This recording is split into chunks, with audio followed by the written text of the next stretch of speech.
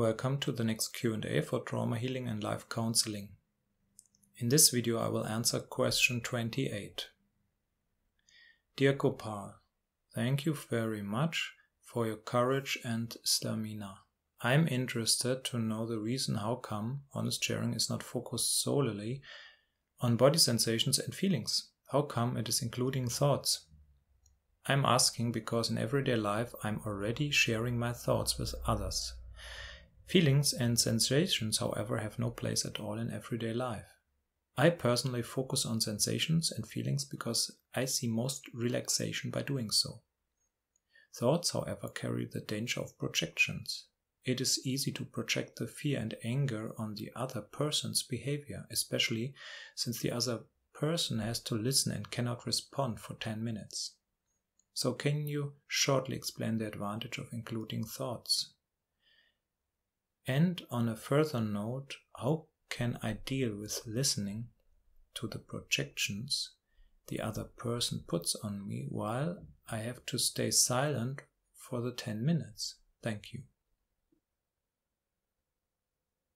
Yes, interesting question, and in a way you are right, because finally it's only about emotions. It's not even about body sensations, because the emotional level is the level that is connected with our deepest longings, desires, and needs of the body.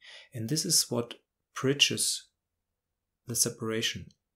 The emotional level is that level that brings us in contact finally. So all the honest sharing actually leads to the exchange of the emotions. And if we are at that point, the other sensations and the mind will lose meaning. And this is maybe the point where you are, that you have realized that. And I even would encourage you to focus only on the emotions if you are at that point.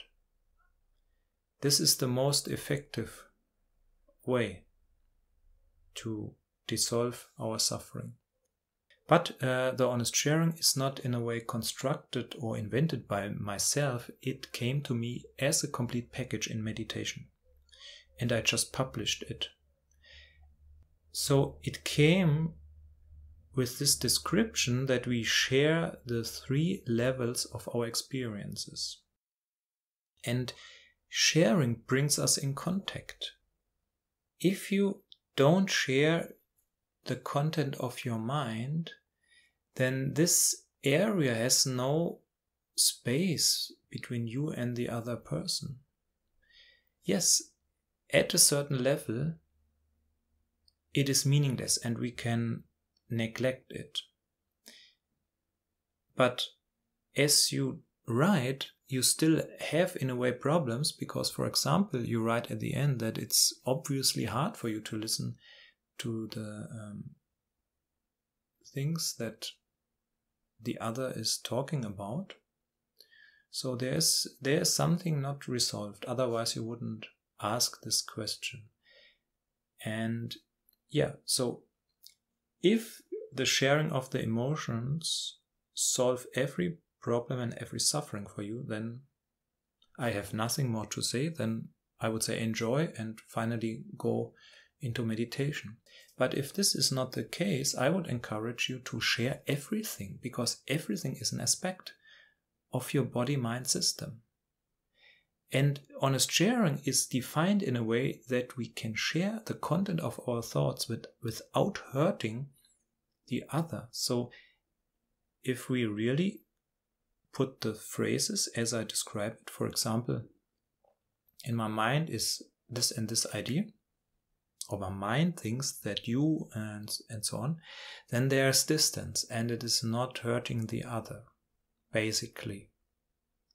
So there's no problem with sharing the thoughts, even if they are very destructive projections.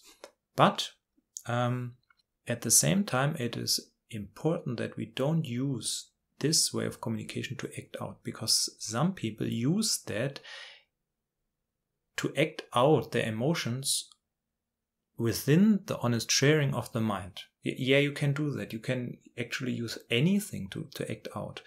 So we have to be careful. So if someone just says, yeah, in my mind is the idea that you are da da da da, and he channels his rage by sharing these thoughts, then it's acting out. It's not honest sharing.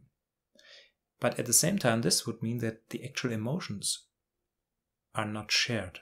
So again, if we do the whole stack, all 3 levels, all problems will be solved. So I would really encourage you to do it as this honest sharing came to us.